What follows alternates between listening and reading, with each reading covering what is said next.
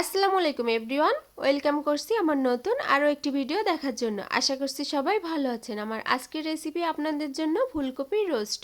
ফুলকপি শেষ হয়ে যাওয়ার আগে আপনারা ঝটপট আমার এই রেসিপি ফলো করে তৈরি করে নিতে পারবেন ফুলকপির রোস্ট, আর পরিবেশন করতে পারবেন গরম ভাত আর সাদা পোলাওয়ার সাথে।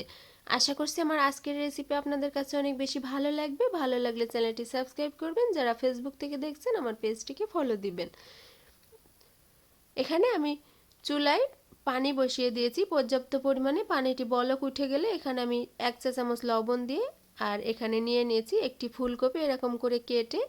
আর এখন চুলাটি অফ করে দিয়ে ফুলকপিটি আমি এভাবে গরম পানিতে ভিজিয়ে রেখে দেব, এতে করে পোকা থাকলে সেটা বের হয়ে আসবে। আর 5 মিনিট পরে এখান থেকে পানি ঝরিয়ে আমি উঠিয়ে নিব। এখন একটি মশলা তৈরি করার জন্য এখানে আমি নিয়ে নিচ্ছি হাফ কাপ পরিমাণ টক দই। এখানে আমি টক দইটা কোনো পানি ঝরিয়ে নিয়ে নেই নাই। আর টক দইটা এখানে আমি একটি চামচ দিয়ে একটু ভালোভাবে ফেটিয়ে নিচ্ছি, এতে করে কোনো দলা দলা অংশ থাকবে না। ভালোভাবে ফেটিয়ে নেওয়ার পরে এখানে দিয়ে দিচ্ছি হাফ চা চামচ হলুদের গুঁড়া, আর হলুদটা একটু কম দেওয়ার চেষ্টা করবেন। দিয়ে দিচ্ছি হাফ চা চামচ জিরার গুঁড়া, আর সাথে দিয়ে দিচ্ছি 1 চা চামচ শুকনো মরিচের গুঁড়া। এখানে ঝালটা আপনারা আপনাদের পছন্দ মতো দিয়ে নেবেন।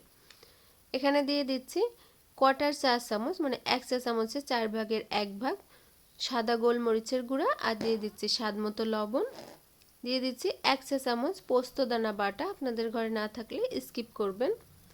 আর এখানে দিয়ে দিচ্ছি 5-6টির মতো কাজু বাদাম বাটা। দিয়ে মশলাটা খুব ভালোভাবে মিশিয়ে নিয়ে এক সাইডে রেখে দিব। এখন এখানে আমি চলে এসেছি রান্না করার জন্য। আর দিয়ে দিচ্ছি 1/4 কাপ সয়াবিন তেল বা সাদা তেল, আপনারা চাইলে সরিষার তেলটা দিয়ে দিতে পারবেন। এখানে আমি ফুলকপিগুলো একটু ব্রাউন কালার করে ভেজে নিব, অর্থাৎ গায়ে একটু লাল লাল হয়ে আসলে আমি এরকম করে ফুলকপিটা আমি ভেজে নিব।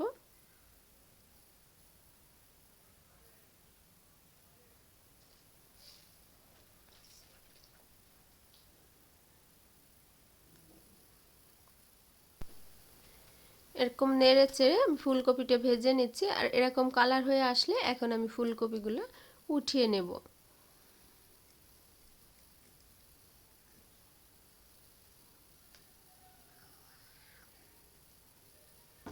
সবগুলো ফুলকপি ওঠানোর পরে এখানে আমি আরও 1/4 কাপ পরিমাণ সয়াবিন তেল দিয়ে দিচ্ছি। তেলটা গরম হয়ে গেলে এখানে দিয়ে দিচ্ছি 1 চা চামচ ঘি, এতে করে খুব সুন্দর একটা ফ্লেভার অ্যাড হবে আর খেতে অনেক বেশি ভালো লাগবে।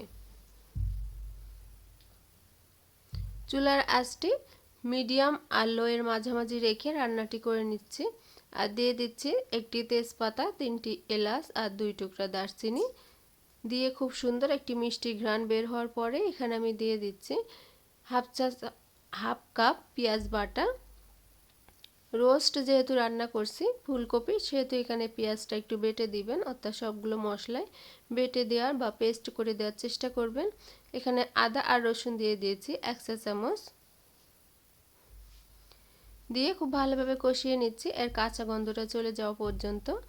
কিছুক্ষণ কষানোর পরে আগে থেকে যে মশলাটা রেডি করে রেখেছিলাম সেটি এখানে দিয়ে দিচ্ছি।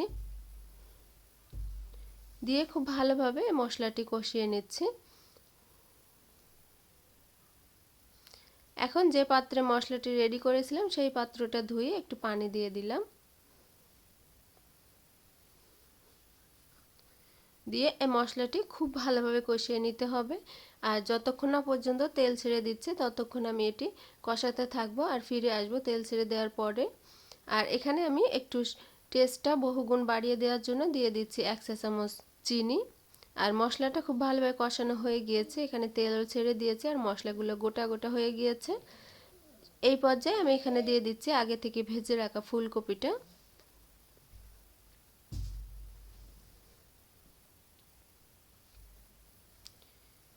দিয়ে এখন খুব ভালোভাবে মশলার সাথে মিশিয়ে নিচ্ছি।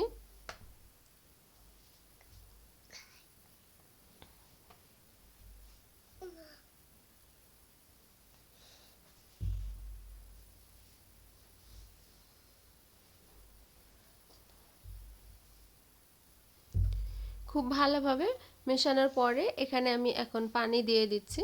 এখানে আমি ঠান্ডা পানিটা নিয়ে নিচ্ছি, তবে আপনারা গরম পানিটা দিলে বেশি ভালো হবে, তবে ঠান্ডা পানি দিলে কোনো অসুবিধা হবে না। পরিমাণ মতো পানি দিয়ে দিচ্ছি, এতে করে ফুলকপিটা পারফেক্টভাবে সিদ্ধ হয়ে যাবে, আবার ফুলকপিটা গলেও যাবে না। এরকম পরিমাণে পানি আপনারা দিয়ে নেবেন। দিয়ে ঢাকনা দিয়ে ঢেকে কিছুক্ষণ রান্না করে নেব। এতে করে ফুলকপিটা খুব ভালোভাবে সিদ্ধ হয়ে যাবে আর পানিটা অনেকটা শুকিয়ে যাবে। এই পর্যায়ে এখানে আমি তেজপাতাটা উঠিয়ে নিচ্ছি। আর এখন এখানে খুব সুঘ্রাণ করার জন্য দিয়ে দিচ্ছি কয়েকটি কাঁচামরিচ, আমি একটু করে চিড়ে নিয়েছি। আর দিয়ে দিচ্ছি হাফ চা চামচ পরিমাণ গরম মশলার গুঁড়া।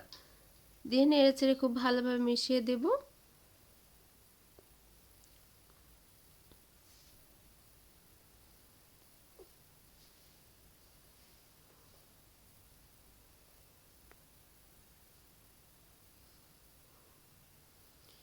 খুব ভালোভাবে মিশিয়ে দিয়ে কিছুক্ষণ রান্না করার পরে এখানে আমি এখন দিয়ে দিব 1 চা চামচের মতো ঘি। এতে করে আরও বেশি সুঘ্রাণ হবে আর খেতেও অনেক বেশি ভালো লাগবে। আর ঘিটা দেওয়ার পরে আমি এখানে ঢাকনা দিয়ে ঢেকে রান্না করে নেব আর চুলাটি বন্ধ করে দেব। 5 মিনিট পরে এখানে আমি পরিবেশন করে নিচ্ছি। তো ভিউয়ার্স, আশা করছি আমার আজকের এই রেসিপি আপনাদের কাছে অনেক বেশি ভালো লেগেছে। ভালো লাগলে আমার চ্যানেলটি সাবস্ক্রাইব করে নেবেন আর আমার এই রেসিপি ফলো করলে অবশ্যই আমাকে কমেন্ট করে জানাবেন। ফ্রেন্ডস ফ্যামিলিদের সাথে অবশ্যই শেয়ার করবেন।